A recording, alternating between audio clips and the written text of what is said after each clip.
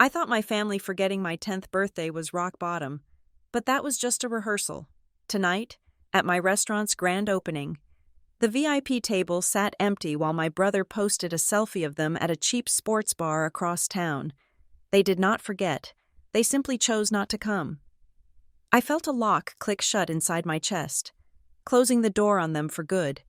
My name is Melissa Horton, and for the last 15 years, I have measured my life in ticket times, knife cuts, and the precise temperature required to emulsify butter without breaking the sauce. Tonight was supposed to be the sum of every burn on my forearms and every missed holiday. I stood in the center of Salt and Ember, the restaurant that had existed only in the back of my mind since I was 19 years old, and listened to the hum of the dining room. It was a perfect frequency. The low murmur of conversation, the clinking of heavy silverware against ceramic, the hiss of the espresso machine, and the smooth rolling bass of a jazz track playing just loud enough to fill the silence but soft enough to encourage intimacy. The air smelled exactly how I had dreamed it would. It was a rich, layered perfume of roasted garlic, fresh rosemary, searing beef fat, and the mineral tang of good red wine. The lighting was amber and low, bouncing off the exposed brick walls and the reclaimed wood of the bar. Every bulb had been chosen by me. Every chair had been tested by me. I had mortgaged my entire existence to build this sanctuary, and tonight, the opening night, the universe seemed to be paying me back. We were fully booked. Well, almost fully booked. I walked the floor, my eyes scanning for imperfections that no one else would see. I adjusted a napkin at table 6 by a fraction of an inch. I used the hem of my apron to wipe a microscopic fingerprint off the stem of a wine glass at table 9. My hostess, Maya, caught my eye from the front podium. She looked flushed and happy, the way good hospitality staff look when they know they are part of a winning team. She held up her tablet and mouthed the words, "Full house," to me. I smiled, but the expression felt tight on my face. It was a lie.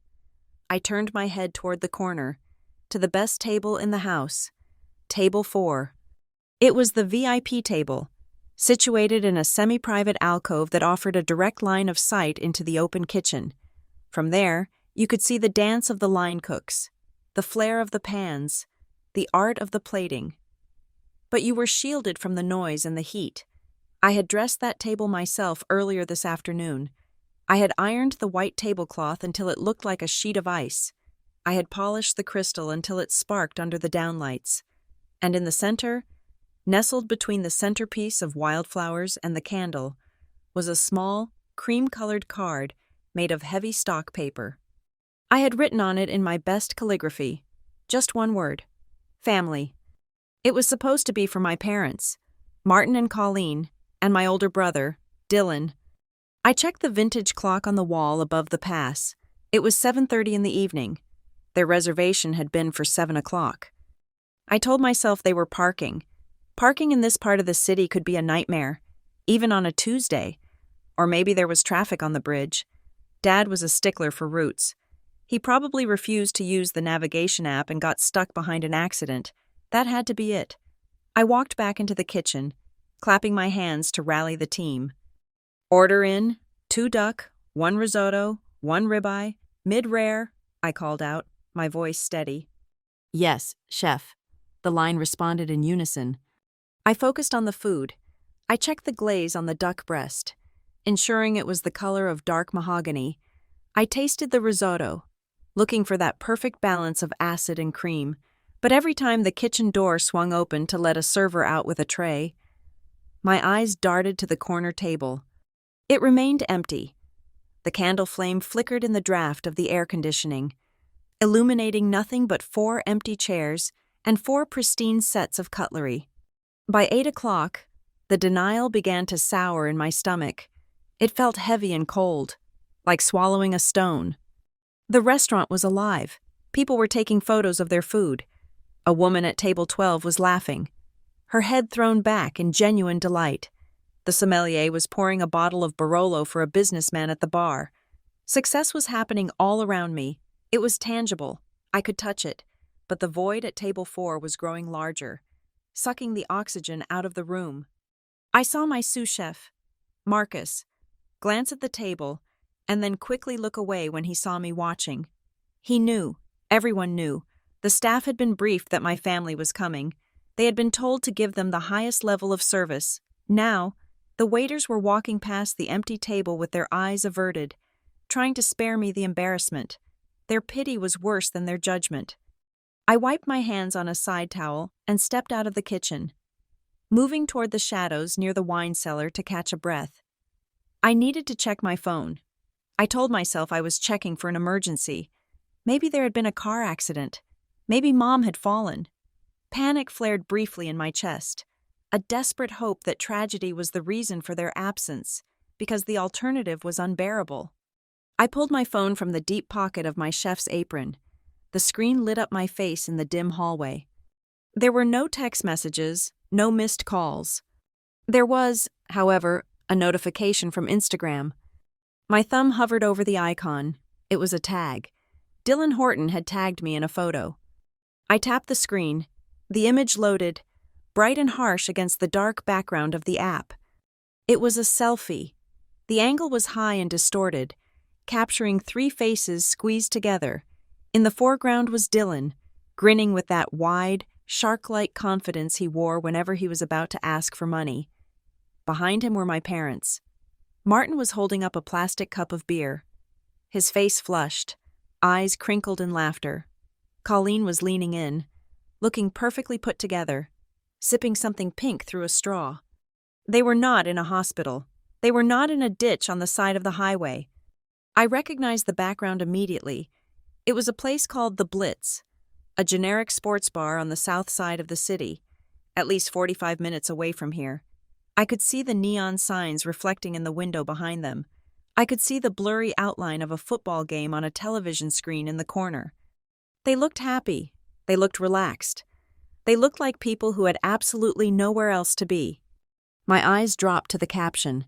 Dylan had written it in all caps. Real deals happen here. Big night loading, hustle family business, next level. I stared at the screen until the pixels seemed to blur. The timestamp said the photo was posted 12 minutes ago. They knew. There was no way they did not know. I had been talking about this night for 6 months. I had sent them the invitation 3 times. I had called Mom yesterday to remind her about the parking validation. They simply did not care. It was not forgetfulness. It was a calculation. To them. My restaurant was a cute little hobby, something adorable but ultimately small. Dylan's business, whatever vague tech-adjacent scheme he was pitching this week, was the priority. They were sitting in a sticky booth, shouting over the noise of a game, listening to Dylan spin another fantasy, while I stood in the middle of my realized dream, waiting for approval that was never going to come. I did not cry. I expected tears. I expected the hot sting of humiliation to well up in my eyes, but it did not happen. Instead, I felt a physical sensation in the center of my chest. It was a sharp, metallic click, like a deadbolt sliding into place, like a heavy iron door slamming shut and locking from the inside. The sadness evaporated, replaced by a cold, crystalline clarity. It was a strange relief. I had spent my entire life trying to cook a meal good enough to make them sit down and look at me. Tonight, I realized that I could serve them the moon on a silver platter, and they would still leave to eat peanuts at a dive bar if Dylan snapped his fingers. I put the phone back in my pocket. I smoothed the front of my apron. I walked out of the shadows and straight across the dining room floor. I moved with purpose. I did not look at the guests. I did not look at the staff. I walked straight to the VIP table. The candle was still burning. The card was still there, waiting. I reached out and picked up the card. The heavy cream stock felt expensive between my fingers. I looked at the word family one last time. It looked like a foreign language. It looked like a word for something I did not have. I held the card in both hands and bent it. The card stock was thick, so it did not tear. It broke. It made a sharp, distinct snapping sound. Crack. To anyone else, it was just the sound of paper breaking. But in my head, it sounded exactly like a gunshot. It was the sound of the execution of the daughter I used to be. The daughter who waited. The daughter who hoped. She died right there, between table 4 and the kitchen pass. I folded the broken pieces and shoved them into my pocket. I looked up and saw the front door. A young couple was standing there, looking dejected. The hostess was shaking her head, pointing to the wait list on her tablet. The girl looked disappointed. She was holding a bouquet of flowers, and the guy looked like he had spent a long time grooming his beard for a special date. I walked over to the hostess stand. Maya looked at me, worried. "Chef, I am so sorry," she whispered. "I can turn the table if you want, or—" "No," I cut her off. My voice was calm, terrifyingly calm. "The table is free." I looked at the young couple. "Do you two have a reservation?" The guy shook his head. "No, we tried to call, but we were too late. We were just hoping for a cancellation." I smiled at them. It was a real smile this time, because I was suddenly free. "It is your lucky night. The best table in the house just opened up. It has the best view of the kitchen." The girl's eyes went wide. "Really? Are you sure?" "100%, I said. "Follow me." I led them to the corner. I pulled out the chair for the girl. I signaled the sommelier to bring the champagne cart. "This round is on the house," I told him. "Welcome to Salt and Ember." They looked at me like I was a fairy godmother. I left them beaming in the candlelight and turned back toward the kitchen. Before I crossed the threshold into the heat and the noise, I pulled my phone out one last time. I opened the text thread with my father. The last message was from me, sent 4 hours ago. "Can't wait to see you guys. Drive safe." I typed a new message. My thumbs moved fast. "The table is now open to paying customers. Don't bother coming." I hit send. Then I swiped down and tapped the crescent moon icon.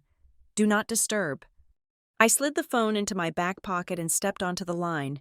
The heat of the stoves hit me in the face, a wall of warmth that felt like an embrace. "Pick up, table 4, I shouted, my voice cutting through the noise. 2 tasting menus, start them with the scallops, and make it perfect." "Yes, chef," the kitchen roared back. I picked up my knife. The handle felt solid and true in my hand. I had work to do. I had guests to feed. And for the first time in my life, I wasn't saving a seat for anyone. The last dishwasher had clocked out an hour ago, leaving me alone in the silent, stainless steel cathedral of my kitchen. It was 2 a.m. The adrenaline that had sustained me through the dinner rush had drained away, leaving behind a dull, throbbing ache in my lower back and the familiar tightness in my calves. I stood at the 3-compartment sink, scrubbing a scorched sauté pan with a steel wool pad. The rhythmic scritch-scratch sound was the only noise in the room. My hands were red and raw from the hot water and sanitizer solution, but I did not stop. I scrubbed until the metal shone, until my reflection looked back at me from the bottom of the pan. 15 years, that was what I was scrubbing away. My mind drifted back, unbidden, to the beginning. Not the beginning of this restaurant, but the beginning of the divide. I was 18, working the 4 a.m. opening shift at a bakery downtown to pay for my textbooks. I remembered the smell of yeast and burnt sugar, the way the heat from the industrial ovens would singe the hair on my arms, the blisters that formed on my heels from cheap non-slip shoes. I remembered coming home, smelling like old fryer oil, only to find my mother, Colleen, waiting with a laundry list of errands she needed me to run because I was the organized one. In the Horton household, roles were assigned at birth and enforced with rigid discipline. Dylan was the visionary. I was the help. They never said it that explicitly. Of course, they used nicer words. They called Dylan a genius, a disruptor, a future mogul.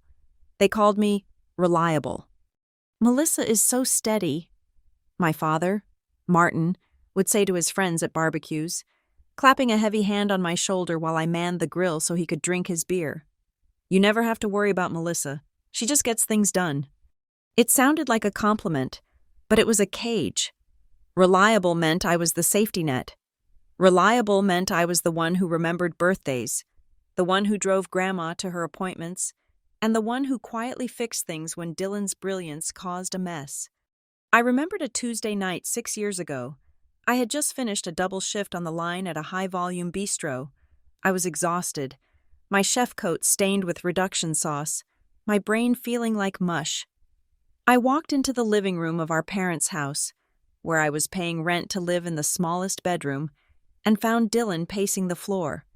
He had forgotten to pay the hosting fees for his revolutionary e-commerce website. The site was down.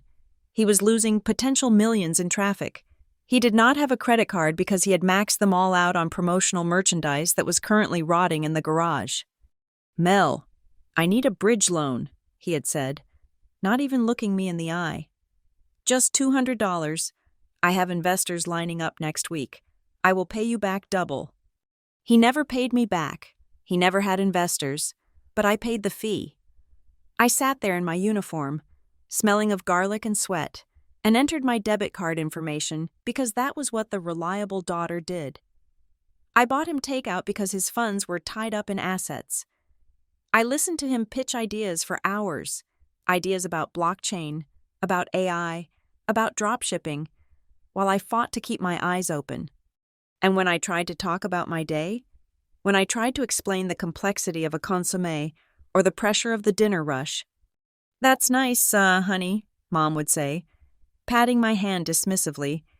"It is good you have a little hobby that pays the bills, but listen to what your brother is saying about vertical integration. It is fascinating." Cooking was cute. Cooking was domestic. It wasn't a career. It certainly wasn't an empire. I rinsed the pan and set it on the drying rack. The water was cooling, but I turned the tap to hot again. I needed the heat. The memory that stung the most, the one that burned hotter than the water, was from 5 years ago. I had found a small location. It was a rundown corner shop, barely a hole in the wall. But the rent was cheap. I had the business plan. I had the menu. I just needed a cosigner for a small business loan. I didn't need their money. I just needed their credit history to back me up. I sat them down at the kitchen table. I had prepared a presentation. I showed them my savings, my projected margins. Dad didn't even open the folder. "We can't, Melissa," he said, his voice dropping to that serious, businessman tone he used when he was talking down to me. "We need to keep our credit utilization low. Dylan is about to close a massive deal for his app. If we have this liability on our record, it might spook his venture capitalists." "But this is real," I had argued, my voice shaking. "I have customers. I have a concept. Dylan has a PowerPoint presentation." "You don't understand high finance," Mom had sighed. "You are thinking small. Dylan is thinking global. We have to prioritize the family legacy." 2 months later, I was working a shift at a 24-hour diner to make ends meet. It was 3 a.m. A drunk college student had just thrown up in booth 4. I was mopping it up, holding my breath, trying not to cry from the sheer indignity of it.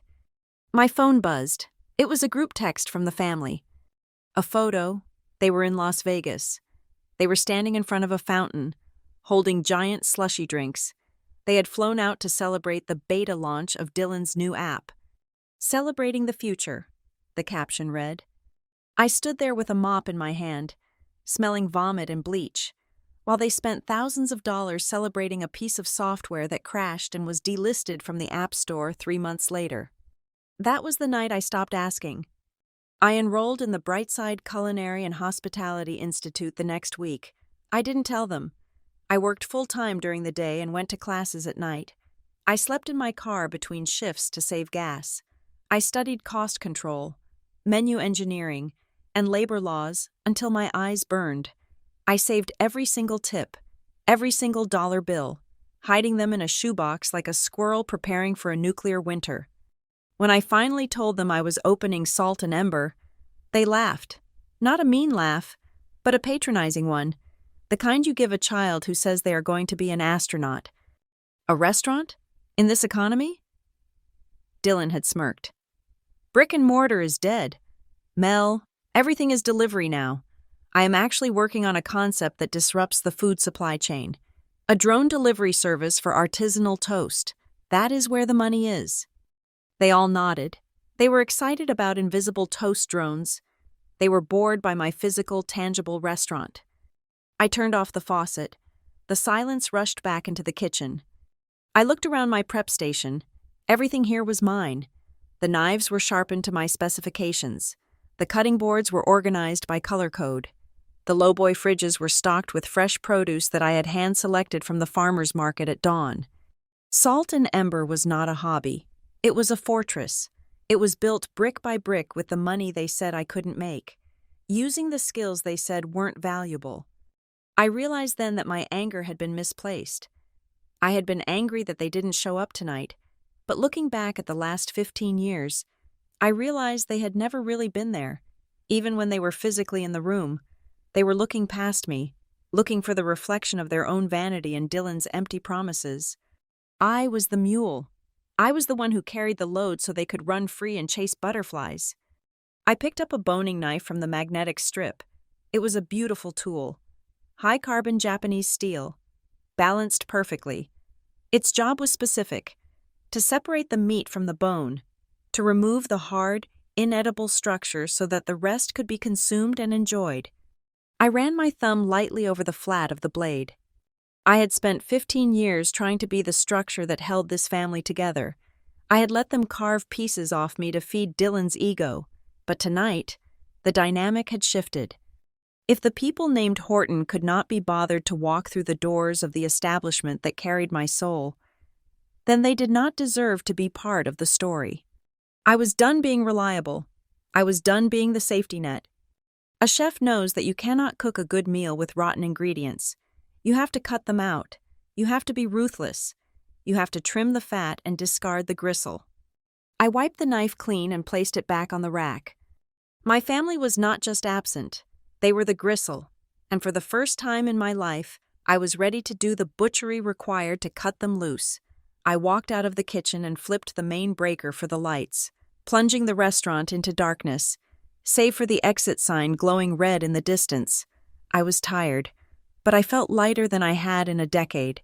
The Bank of Melissa was closed, the kitchen was closed, and tomorrow, the real work would begin. The morning sun was cutting through the front windows of Salt and Ember in sharp, dusty beams. I was behind the bar, wiping down the steam wand of the espresso machine with a damp microfiber cloth.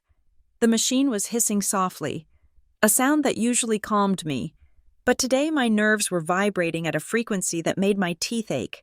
I had not slept. I had spent the night staring at the ceiling, replaying the sound of that card snapping in half. At 8 a.m, the front door chimed. It was not the polite tinkle of a customer tentatively pushing the door open. It was a confident shove. The door swung wide, banging against the stopper. My father, Martin Horton, walked in.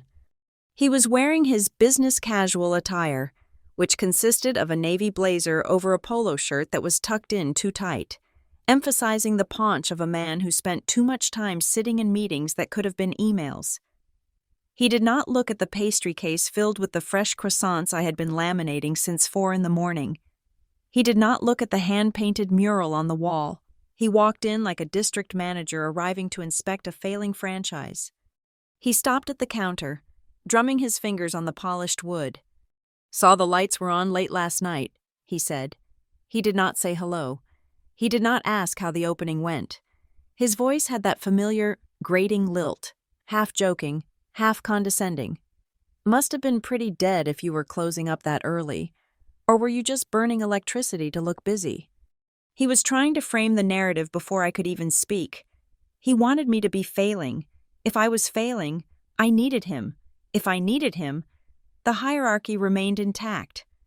I squeezed the water out of the cloth, my movements slow and deliberate. I was not closing early. Dad, I was cleaning. That is what you do when you run a professional kitchen. You scrub until 2 a.m. Martin chuckled, a dry, dismissive sound.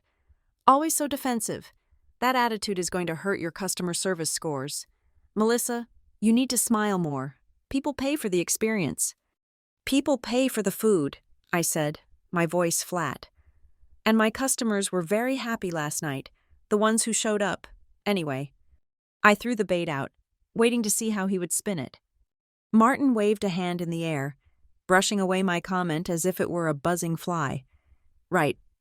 Sorry about the no-show. But listen, you are going to thank us later. We had to make a strategic pivot. A strategic pivot, I repeated, to a sports bar. It was not about the bar, Melissa. It was about who was at the bar, Martin said, leaning over the counter, his eyes widening with that manic gleam he always got when Dylan had sold him a new bridge to nowhere. Dylan got a lead on a whale, an angel investor. Guy is huge in the tech space. He was watching the game at the Blitz, and Dylan knew he had to strike. You do not say no to a chance meeting like that. So you skipped my grand opening to watch Dylan network with a stranger drinking Bud Light, I said. It is called hustling. Honey, you wouldn't understand. You are too focused on... He gestured vaguely around the room, at the oak tables, the imported tiles, the result of my blood and sweat. This, the small stuff, this place is cute. Mel, really, it is a nice little shop, but let's be honest, it is small potatoes. Small potatoes. I felt a vein in my temple pulse. Small potatoes, I said softly. It is low margin, high labor, Martin lectured, now pacing back and forth in front of the register. You are trading hours for dollars. That is the slow lane. Dylan is building an ecosystem. We are talking about VeloNest. Velo. Nest, I said. Last week it was an AI-driven toaster company. 2 months ago it was NFTs for pets. What is VeloNest? It is the future of urban mobility and smart housing, Martin said, puffing out his chest. I cannot give you the details because of the NDA, but the investor last night? He was drooling over the pitch deck. He is ready to commit, but he wants to see skin in the game. He wants to see that the founders are liquid. Here it comes, I thought. The pivot, the pitch, the extract. Martin stopped pacing. He leaned in close, lowering his voice to a conspiratorial whisper. We need to show capitalization. We need to move fast before the round closes. We are pooling family resources. I am putting in, Mom is putting in, and we want you to have a seat at the table. He smiled, a benevolent king offering a crumb to a peasant. We need $75,000 from you, he said. He said the number as casually as if he were asking for a glass of water. $75,000. Think of it as diversifying your portfolio, he continued, not waiting for my reaction.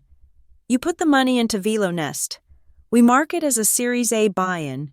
When the valuation triples in 6 months, you can cash out and buy 10 restaurants like this. It is for your future. Mel, we are looking out for you. I stared at him. The audacity was so pure, so crystallized. It was almost beautiful. He did not ask if I had the money. He did not ask if my business needed capital. He assumed that because I was the reliable one, the money was just sitting there, stagnant, waiting for the men of the family to give it purpose. You want me to take $75,000 out of my operating capital, I said, and give it to Dylan for a company that does not exist. It exists, Martin snapped, insulted. They have a logo. They have a landing page. I am not giving you the money, Dad, I said. The silence that followed was heavy. Martin blinked, as if I had spoken in a language he did not understand. He cocked his head. What did you say? I said no, I stated clearly. I am not giving you $75,000. I am not giving you 75 cents. I am not investing in VeloNest. I am not funding Dylan's lifestyle anymore. Martin's face changed. The benevolent businessman mask slipped, revealing the petty, entitled tyrant underneath. His jaw tightened. The redness in his cheeks deepened. You are being incredibly selfish, he spat. After everything we have done for you? Everything you have done for me? I asked, putting the cloth down. We raised you, Martin said, his voice rising. We put a roof over your head. We fed you. We tolerated this little chef fantasy of yours. We let you live in our house while you saved up for this place. And now, when your brother finally has his shot at the big leagues, you turn your back on the family? Because of what? Because we missed a dinner? You let me live in your house? I laughed. It was a cold, sharp sound. I paid rent. Dad, I paid market rate for that room from the day I turned 18. I bought my own groceries because Mom complained if I ate the good snacks you bought for Dylan. I walked around the edge of the bar. I needed to be on the same side of the room as him. I needed nothing between us. Martin took a step back, surprised by my advance. I was usually the one who shrank away. Today, I was taking up space. "You want to talk about family support?" I asked, my voice steady and hard. "Let us look at the ledger. Martin, because I have kept track." "Do not call me Martin," he warned. 10 years ago, I said, stepping closer. "I needed a cosigner for a student loan for culinary school, $5,000. You said no. You said your debt-to-income ratio was too tight. 2 weeks later, you co-signed a $30,000 lease for Dylan's sports car, a car he crashed 3 months later." Martin opened his mouth, but I cut him off. 7 years ago, I continued, taking another step. "I was moving apartments. I asked to borrow the truck, just for an afternoon. You said you were busy. I rented a U-Haul with my grocery money. I found out later you weren't busy. You were driving Dylan to an audition for a reality TV show he didn't get into." "That is ancient history," Martin scoffed, waving a hand. "You are being petty." 3 years ago, I said, unrelenting. "I found a used industrial mixer. It was a steal. I needed $2,000 cash to secure it before the seller gave it to someone else. I asked you for a short-term loan. I offered to pay interest. You laughed at me. You told me to stop buying toys and get a real job. The next day, you gave Dylan $5,000 for a networking trip to Cabo." I was standing right in front of him now. I could smell his cologne. It smelled like cheap musk and delusion. "I am not an ATM. Dad, I am not a resource for you to mine. I am a business owner, and I know a bad investment when I see one." Martin's face was purple. He jabbed a finger in my face. "You ungrateful little brat! You think you are better than us because you have your name on a lease? You would be nothing without us. This place? It is nothing. It will fail in a year without family backing. You need us." "I needed you last night," I said softly, "and you weren't there." I took a deep breath, inhaling the scent of my coffee, my bread, my restaurant. "The Bank of Melissa Horton is officially closed," I declared.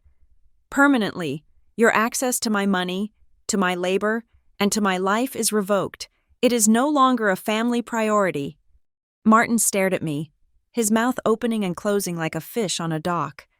He looked around the empty restaurant, realizing for the first time that there was no audience here, no one to perform for, no one to side with him, just me. "You will regret this," he snarled. "When Dylan takes Velo Nest public, do not come crawling back asking for a handout." "I will not," I said. I pointed to the door. "Get out." "You cannot kick me out," he sputtered. "I am your father." "Right now," I said, walking past him and holding the door open, "you are just a rowdy customer who is disturbing the peace, and I have the right to refuse service to anyone." Martin stood there for a second, his fists clenched. He looked like he wanted to hit something, but he saw the look in my eyes. It was the same look I had when I was breaking down a side of beef. It was clinical, it was precise, and it was dangerous. He huffed, straightened his jacket, and stormed out the door. "You are making a huge mistake," he shouted from the sidewalk. I did not answer. I closed the heavy glass door. I turned the deadbolt. Click.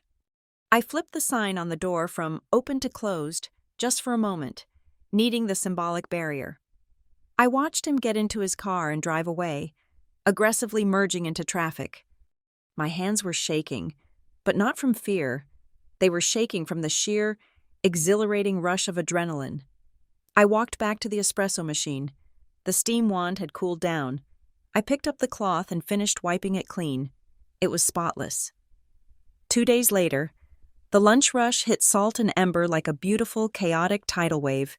It was 12:30 in the afternoon, and the dining room was vibrating with energy. We had tables of corporate types in sharp suits, dissecting spreadsheets over grilled octopus, groups of university students sharing flatbreads and iced coffees, and a few tourists who had wandered in from the avenue, drawn by the smell of roasting garlic. The rhythm of the service was intoxicating. I stood at the pass, wiping the rim of a bowl of gazpacho, listening to the printer chatter out new tickets. Ch-ch-st. It was the sound of money. It was the sound of survival. For 48 hours, I had not spoken to a single member of my family, and contrary to my father's prediction, the world had not ended. In fact, the air in the restaurant felt cleaner. I was beginning to believe that I could actually do this, that I could exist as a whole entity without the Horton family attachment. And then, the front door opened, and the air shifted. He was not a customer, you can always tell. He wore a nondescript beige windbreaker that looked 2 sizes too big, gray slacks, and thick-soled shoes. He held a clipboard against his chest like a shield, and a laminated ID badge swung from a lanyard around his neck. He didn't wait to be seated. He walked straight past the hostess stand, marching into the center of the dining room with an air of bureaucratic doom. The conversation in the room didn't stop all at once. It died in waves, rippling out from where he stood. "I am looking for the owner," he announced. His voice wasn't shouting, but it projected with that flat, authoritative tone that makes everyone freeze. I stepped out from the kitchen, wiping my hands on my apron. "I am the owner. How can I help you?" He looked at me, then down at his clipboard, then back at me. He spoke loud enough for the table of lawyers next to him to hear every syllable. "I am with the City Health Department. We received a credible complaint regarding a severe infestation, rats in the prep area and food contamination." The words "rats in the prep area" hung in the air like a foul odor. At table 5, a woman lowered her fork, leaving a piece of seared scallop hovering midair.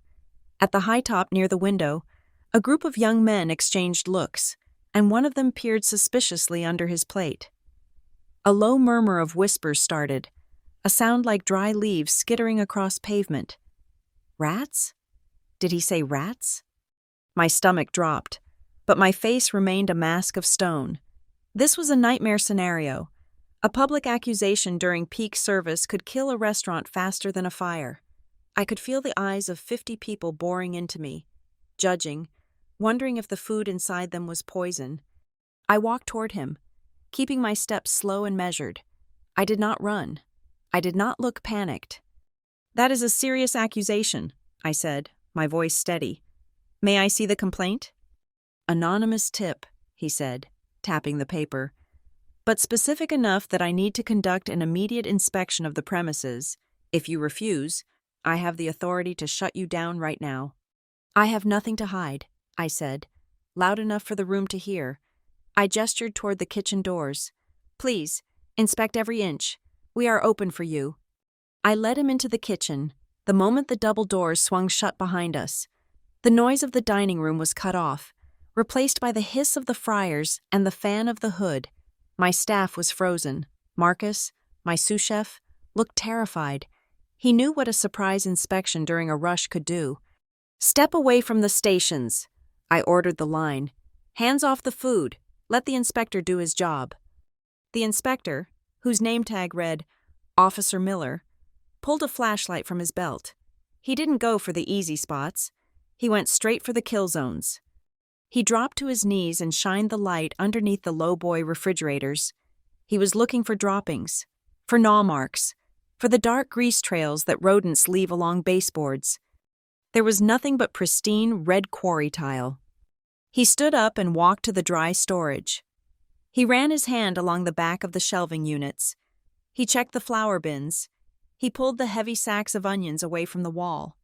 I watched him with my arms crossed. I was not worried about what he would find.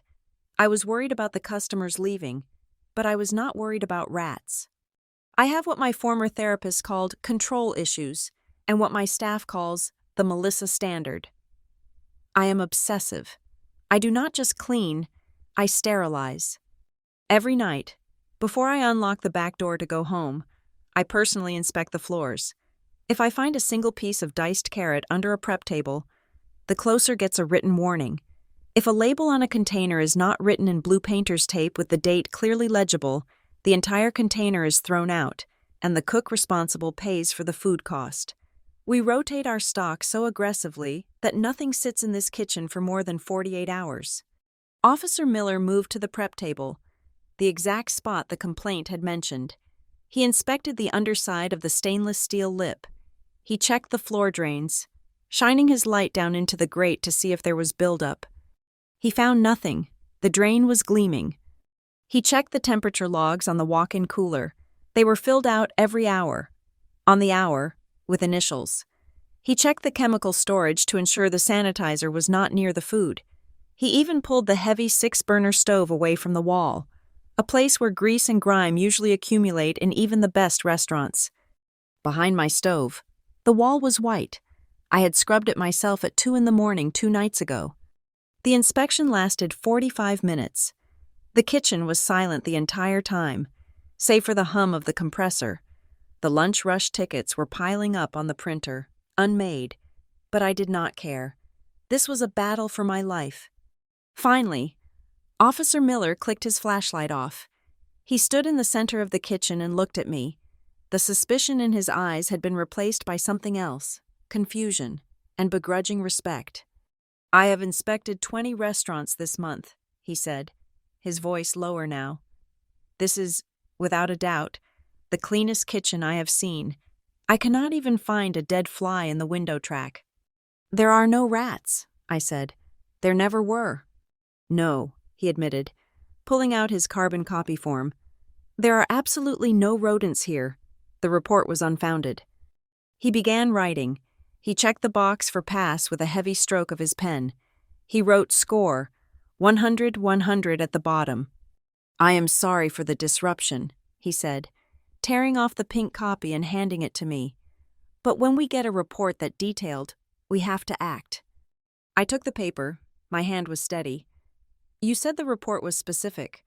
What exactly did they say?" Officer Miller hesitated. He shouldn't tell me. It was against protocol. But he looked around my sparkling kitchen, and then he looked at my face, and perhaps he realized that I had been wronged. "The caller claimed to be a family member," he said quietly. "Said they were in the kitchen yesterday and saw a rat walking right across the cutting board while you were prepping. Said they tried to warn you, but you didn't care." The air left my lungs. "A family member?" I nodded slowly. "I see. Thank you, officer." "It sounds like someone has a grudge, ma'am," he said, tucking his clipboard under his arm. "You might want to handle that." "I intend to," I said. We walked back out into the dining room. The atmosphere was still tense. People had finished eating, but they hadn't left. They were waiting for the verdict. I stopped in the middle of the room. I held up the pink slip of paper like a trophy. "Ladies and gentlemen," I said, projecting my voice to the back corners. "I apologize for the interruption to your lunch. That was a routine city inspection. We just received a perfect score of 100%, the cleanest rating possible." There was a beat of silence, and then, surprisingly, someone clapped. Then another person. A table of businessmen nodded approvingly. The tension broke. The woman at table 5 picked up her fork and took a bite of her scallop. "To make up for the delay," I added, "dessert is on the house for everyone currently seated." A cheer went up. I smiled, playing the part of the gracious host. "Thank you for your patience. Please, enjoy." I retreated to the kitchen, my smile vanishing the second the doors closed. "Service is back on," I barked at the team. "Fire the tickets. Move." I worked the rest of the shift on autopilot. I expedited plates. I tasted sauces. I charmed guests, but my mind was a frozen lake. Saw a rat walking right across the cutting board. Only 3 people could have made that call, and I knew exactly which one it was. That night, after the last employee had gone home, I sat in the small office in the back of the restaurant. I did not turn on the main lights. I sat in the blue glow of the security monitor. I pulled up the external camera feed from yesterday. I scrubbed the timeline back to the afternoon. I watched the street in fast forward. Cars zipped by like streaks of light. Pedestrians were blur. And then I saw it. At 3 p.m, a black sedan pulled up across the street. It was a BMW. I recognized the custom rims. I recognized the dent in the rear bumper from where Dylan had backed into a mailbox and never fixed it. The car sat there. It didn't park. The engine was running. I could see the exhaust puffing in the cool air. The driver's side window rolled down halfway. I zoomed in. The resolution was grainy, but the face was unmistakable. Dylan. He wasn't coming in. He wasn't texting me. He was just watching. He was counting the customers walking in and out. He was watching the delivery trucks. He was watching his sister build something real. And he sat there for 20 minutes, stewing in his own inadequacy. Then, he picked up his phone. He held it to his ear. He spoke for a while, gesturing with his free hand, looking directly at my front door. A few minutes later, he hung up, rolled up the window, and drove away. I sat back in my chair. The office was silent. This was not a prank. A prank is ordering 20 pizzas to someone's house. This was an attempt to destroy my livelihood. This was a tactical nuclear strike on my reputation. If the inspector had found even one violation, one slightly warm carton of milk, one dirty rag, he could have shut me down based on that tip. Dylan didn't just want money, he wanted to level the playing field. He couldn't rise, so he had to make sure I fell. He wanted me desperate. He wanted me broke, because if I was broke, I would understand him. If I was broke, I was just poor Melissa again, not the successful business owner who made him feel small. I looked at the screen, at the empty space where his car had been. "Okay," I whispered to the empty room. "You want to play detective? You want to involve the authorities?" I reached into my bag and pulled out the flash drive where I backed up the security footage. I plugged it in and hit download. "Let's see how you like being under investigation." It was 1 a.m, and the restaurant was dead silent. I sat in the small, windowless office at the back of the kitchen, bathed in the blue light of my inventory monitor. I was counting cans of San Marzano tomatoes on a spreadsheet, entering the numbers with a rhythmic tap-tap-enter that kept my mind from spiraling. The back door was a heavy steel slab that opened into the alleyway where the dumpsters lived. It was triple locked. At this hour, the only thing knocking on it should be the wind. But then came a sound. Tap, tap, tap. It was weak, hesitant. Not the heavy pound of a delivery driver or the aggressive bang of a drunk looking for a shortcut. I froze. My hand hovered over the keyboard. I pulled up the security feed on the second monitor. The camera mounted above the alley door showed a figure huddled under the yellow security light. It was a woman. She was wearing a trench coat that looked too thin for the chill, and she had her arms wrapped tight around her body. She looked up at the camera, her face pale and streaked with mascara. It was Jenna Cole, Dylan's fiancée. I stared at the screen. Usually, Jenna was the picture of influencer perfection. Blow-dried blonde hair, nails done in acrylic claws, outfits that cost more than my weekly food budget. She was the one who laughed the loudest when Dylan made jokes about my little cooking projects at Christmas.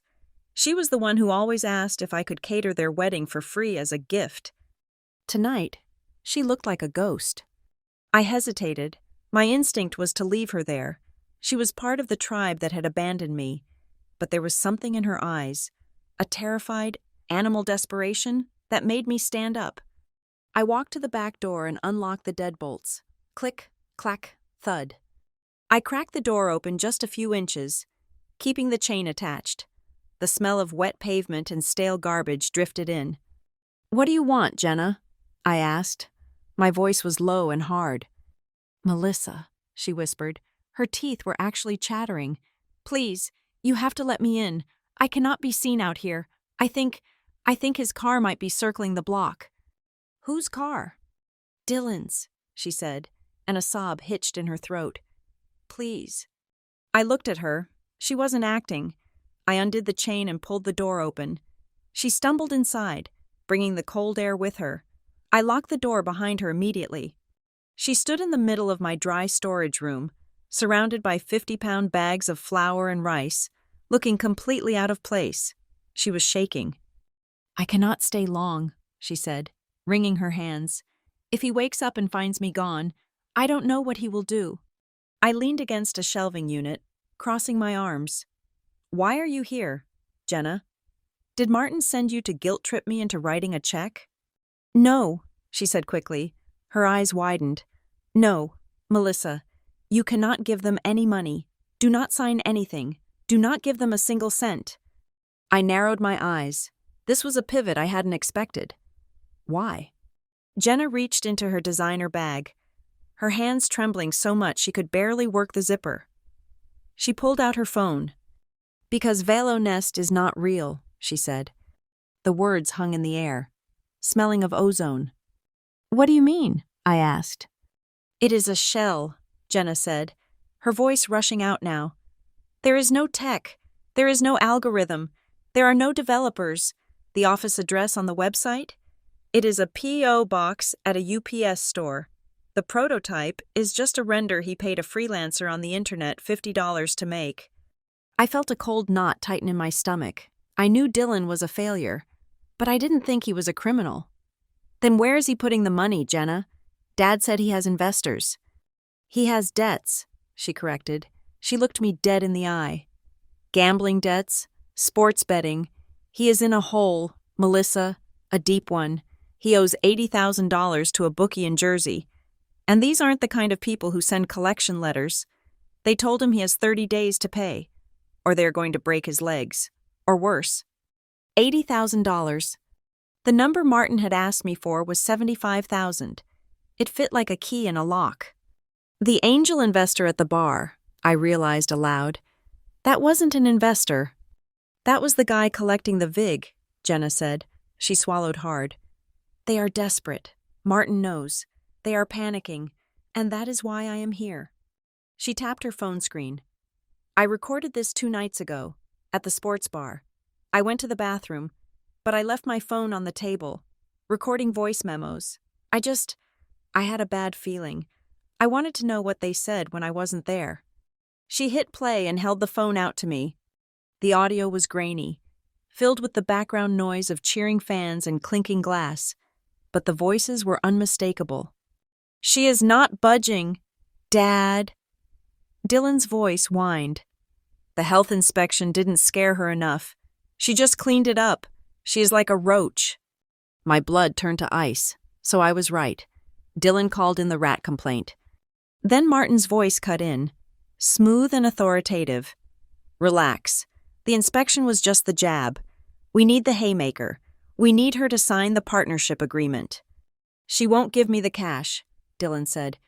She made that clear. We don't need her cash, Martin said. I could hear the smile in his voice. We need her signature on the power of attorney clause. It is buried on page 14. Once she signs the partnership, we legally control 51% of the asset. The restaurant? The assets within the restaurant, Martin corrected. The lease is transferable. The equipment is high grade. That espresso machine alone is worth $15,000 used. The ovens, the mixers. We liquidate. We do a distress sale.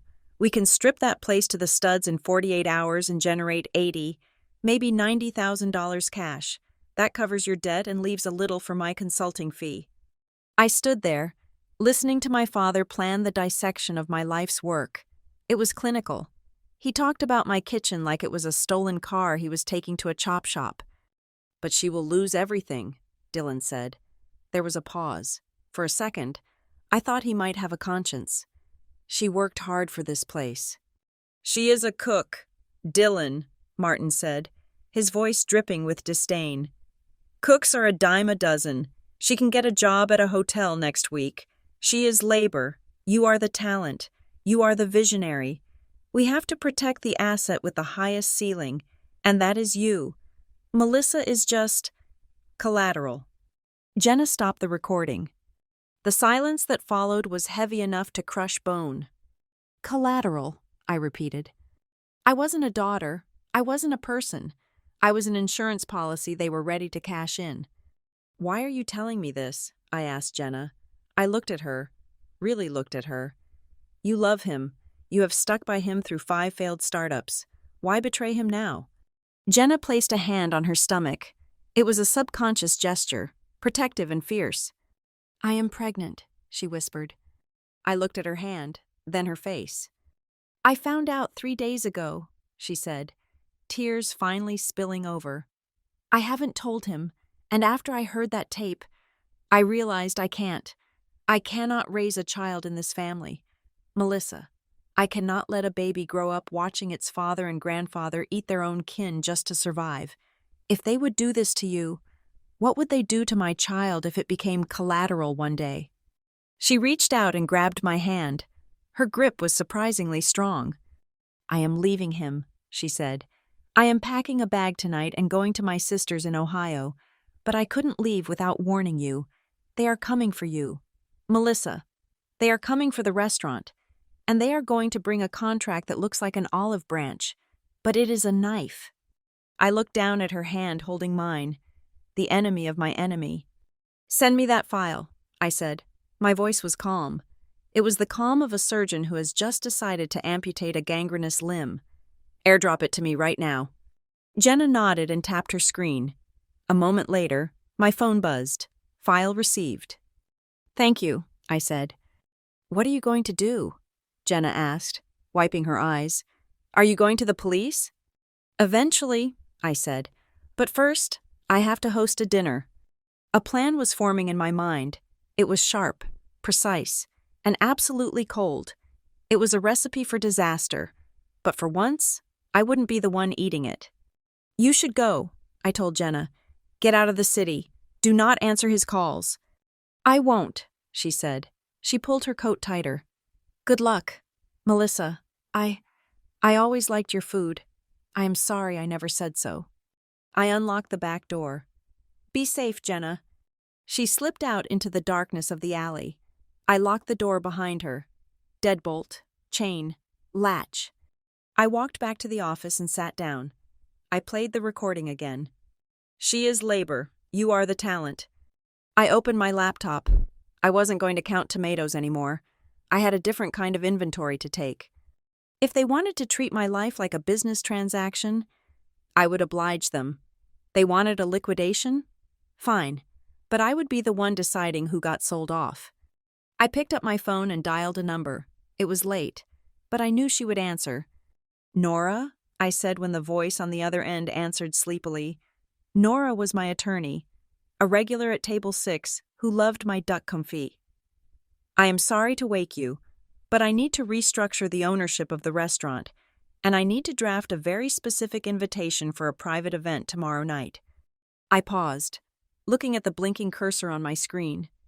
And Nora, bring your recorder. You are going to want to hear this. I hung up. The tears I had expected earlier never came. Instead, I felt a strange, cold power coursing through me. Martin was right about one thing. I was a cook, and cooks know exactly how to handle heat. If they want to carve me up, I whispered to the empty kitchen, they had better bring sharper knives. I turned off the office light. The darkness felt comfortable now. It felt like an ambush. The offices of Harbor Line Legal Group were located on the 42nd floor of a glass tower downtown, a world away from the heat and grease of my kitchen. The air conditioning was set to a temperature that felt expensive, and the view of the city reduced the people below to the size of ants. It was the perfect place to plan a war. Nora Kincaid sat across from me at a mahogany conference table. I knew Nora as the woman at table 6 who always ordered the branzino and tipped 30% today. She was not my customer. She was my architect. She placed her pen down on a yellow legal pad after listening to the recording Jenna had sent me. The silence in the room was thick. Nora took off her glasses and rubbed the bridge of her nose. This is not just a dysfunctional family dynamic, Melissa, she said, her voice dropping its usual warm, conversational tone for something steelier. This is conspiracy to commit fraud, and the call to the health department? That is filing a false report with a government agency. That is a misdemeanor at best, a felony if we push hard enough on the damages. I do not just want to sue them. Nora, I said, leaning forward, I want to stop them, permanently. Nora nodded. She tapped the legal pad. The partnership agreement they want you to sign? It is a trap. The moment you sign that, the power of attorney clause kicks in. They would not even need to evict you. They could legally sell the equipment out from under you while you were cooking dinner. They call it liquidation for the benefit of the partnership. I call it theft. So, what is the play? I asked. Defense first, she said, sliding a stack of documents toward me. We move the asset. As of this morning, I have drafted the paperwork to transfer the ownership of Salt and Ember, the lease, the equipment, the intellectual property, into an irrevocable trust, the M. Horton Trust. You are the beneficiary, and I will serve as the trustee along with a neutral third party. Even if they somehow tricked you into signing that partnership paper, they would be trying to claim assets you technically do not own anymore. I picked up the pen. My hand did not shake. I signed my name at the bottom of the pages. Melissa Horton. With each loop of the ink, I felt another layer of armor clicking into place. Good, Nora said, gathering the papers. Now, offense. We need to nail them on the intent. The recording is good, but it is hearsay in some jurisdictions depending on consent laws. We need them to admit to the scheme, or attempt to execute it, in front of witnesses. I can get them in the room, I said. They are hungry, and they are desperate. The police need more than a family squabble, Nora advised. I have a contact in the Economic Crimes Division. I have sent over the file regarding the fake health inspection report. They are interested, but if we can get them to present the fraudulent contract, the one designed to strip the assets, while you have credible witnesses present, that is the nail in the coffin. I left Nora's office with a strategy that felt less like a business plan and more like a heist. Step 1 was the bait. I sat in my car in the parking garage and typed out an email on my phone. I read it over 3 times to make sure the tone was pathetic enough to be believable. Subject: Let's talk. Dear Dad, Mom, and Dylan. I have been doing a lot of thinking over the last 2 days. Maybe I was too reactive. The stress of the opening got to me. I don't want to fight anymore. I want to hear you out about Velo Nest. If this is really going to help the family, I want to see if we can make it work. Please come to the restaurant tomorrow night at 7:30. I will close the place down so we can have a private tasting. Just us. Love, Melissa. I hit send. The response came 11 minutes later. They must have been glued to their phones, sweating over the debt deadline. Glad you came to your senses. Mel, my father wrote back. We will be there. We are bringing 2 strategic partners with us, potential investors who are helping structure the deal. It is important they see the potential of the partnership. Make sure the food is top tier. Strategic partners, that was code for the loan sharks. Dylan was bringing the men who were threatening to break his legs into my dining room. Perfect, I said to the empty car. Step 2 was the stage.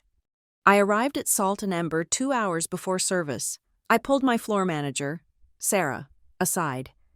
Tomorrow night is a private event, I told her. I need everyone to clock out and leave the premises by 8 o'clock sharp. No exceptions. I will handle the cleanup. Is everything okay, Chef? Sarah asked, eyeing me with concern. You have been intense lately. Everything is going to be fine, I said. In fact, after tomorrow, things are going to be better than ever. Tell the staff there is a $200 cash bonus for everyone for the short shift. I just need the room empty. Sarah nodded, satisfied with the bonus, and went to brief the team. Once the staff was busy prepping, I went to work on the AV system. Salt and Ember had a high-end sound system for ambient music, with speakers tucked discreetly into the ceiling tiles. The control panel was in the office. I spent an hour rerouting the inputs. I took a high-fidelity omnidirectional microphone, one I usually used for recording voiceovers for our social media videos, and taped it to the underside of the floral centerpiece on table 4. I ran the wire down the table leg, under the rug, and taped it along the baseboard all the way back to the office. I tested it. I stood at table 4 and whispered, "Testing, 1, 2. Back in the office, the levels spiked on my laptop. It was crystal clear. But recording wasn't enough. I needed amplification. I opened the mixing software on the restaurant's iPad. I set up a preset labeled The Reveal. With one tap, I could route the microphone's input directly to the main dining room speakers. I set up 3 small GoPro cameras. One was hidden on the bookshelf behind the table. nestled between a stack of cookbooks. Another was positioned high up in the rafters, looking down. The third was in the open kitchen, pointed directly at the pass where I would be standing. All of them were set to back up directly to the cloud. Nora had been very specific about that. If they break the cameras, we need the footage to survive. Step 3 was the audience. I made 2 phone calls. The first was to Officer Miller, the health inspector who had raided my kitchen. "Officer Miller," I said when he picked up, "this is Melissa Horton from Salt and Ember. You mentioned that you didn't like being used for a false report." "I hate it," he grumbled. "Wasted city resources." "I am holding a private dinner tomorrow night where the person who made that call will be present," I said. "I think you might find the conversation interesting. I would like to invite you as my guest. The food is on me." There was a pause. 7:30? He asked. 7:30. The second call was to Mr. Vance, a senior representative of the State Restaurant Association. He was a stern man who had spent 40 years in the industry and had a direct line to the police commissioner. He had helped me with my licensing when I first started. "Mr. Vance," I said, "I have a situation involving attempted corporate fraud and the harassment of a business owner. I am going to expose it tomorrow night. I need a witness who understands the law." "I will be there," Vance said. "I do not like bullies, Melissa." By the time I finished the prep, it was 3 a.m. The restaurant was silent. The smell of floor wax and stale coffee hung in the air. I walked out to table 4. It was the same table, the same view of the kitchen, but I had changed the setup. I stripped off the white tablecloth and replaced it with a dark charcoal runner. It looked serious, somber. I set 6 places: Martin, Colleen, Dylan, the 2 investors, and me. I placed the silverware: fork on the left, knife on the right, blade facing inward, mise en place, everything in its place. Finally, I reached into my pocket. I pulled out a new card. I had burned the family card in the deep fryer earlier that day. Watching it turn into black ash had been therapeutic. I placed the new card in the center of the table. It was simple, printed in bold, black serif font. Reservation only. I stood there for a long time, looking at the empty chairs. This wasn't a dinner party. It wasn't a reconciliation. It was a sting operation. I ran the timeline in my head. Guests arrive at 7:30. Pleasantries and appetizers at 7:45, the pitch at 8, the contract at 8:15, and the execution at 8:30? I walked back to the kitchen and ran my hand along the stainless steel of the pass. It was cold and hard, just like me. "Table is set," I whispered. I turned off the lights, leaving only the safety lights glowing. The restaurant looked like a sleeping beast. Tomorrow, it would wake up and bite. The clock on the wall read 7:25. The restaurant was unnervingly quiet. I had sent the back-of-house staff home, keeping only Sarah, my manager, and 2 servers who I trusted implicitly. They moved silently in the background, polishing glasses that were already clean, their eyes darting nervously toward the front door. I stood behind the host stand, smoothing the front of my dress. I had traded my chef's whites for a simple black dress. Tonight, I was not the chef. I was the defendant, the plaintiff, and the executioner, all rolled into one. At 7:30 on the dot, the door opened. They walked in like they were entering a boardroom to acquire a failing subsidiary. Martin led the phalanx. He was wearing his best suit, a charcoal Italian cut that was slightly too tight around the waist, and he carried a leather briefcase that looked heavy. Colleen followed, wearing pearls and a stiff, frozen smile that did not reach her eyes. Dylan brought up the rear of the family unit, looking jittery.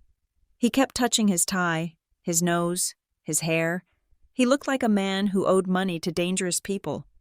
And behind them were the dangerous people. Martin had called them strategic partners. In reality, they looked like 2 sharks squeezed into human suits. They were thick-necked men with too much hair gel and cheap polyester blazers that strained at the shoulders. They did not look at the decor. They scanned the room for exits. "Melissa," Martin boomed, spreading his arms as if he hadn't insulted me in this very room the day before. "There she is. The prodigal daughter returns to the fold." "Hello, Dad," I said, keeping my voice soft, bordering on meek. "Mom, Dylan." I nodded to the two strangers. "Welcome to Salt and Ember. These are my associates, Mr. Russo and Mr. Kane," Martin said, gesturing vaguely. "They are very interested in the Velonest synergy. They wanted to see the physical asset before we finalize the capitalization structure." "Physical asset," I repeated. "Not restaurant, not dream, asset." "Nice place," Mr. Russo said. His voice sounded like gravel grinding in a cement mixer. He looked at the bar, then at me. "Let us hope the numbers are as nice as the furniture." "Please," I said, gesturing to the prepared table in the center of the room. "Have a seat. Can I get anyone a drink?" "Scotch," Martin said immediately. "Neat? Top shelf?" "Water," Dylan said. His voice cracked. We sat down. I took the seat at the head of the table, facing the kitchen. Martin sat to my right, the heavy briefcase resting on the floor between his feet. The two investors sat on the opposite side, their eyes drilling holes into me. Martin wasted no time. He didn't even wait for the drinks. He launched into his pitch, his hands moving in practiced, chopping motions. "Sss. Melissa," he began, leaning back in his chair, "I am glad you emailed. It shows maturity. It shows you are finally ready to stop playing restaurant and start building an empire. This place? It has good bones, but it is limited.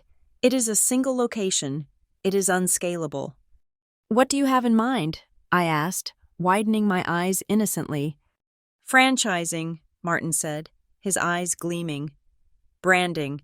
We take the Salt and Ember concept, strip it down, streamline the menu, and put one in every mall in the tri-state area, fast casual, high turnover, low overhead, and we fold it all under the Velonest Holding Company." "And Dylan?"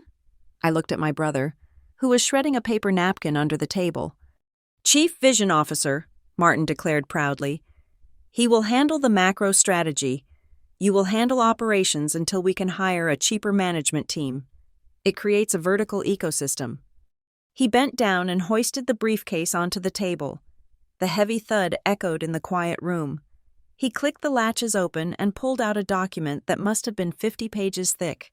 It was bound in a blue folder.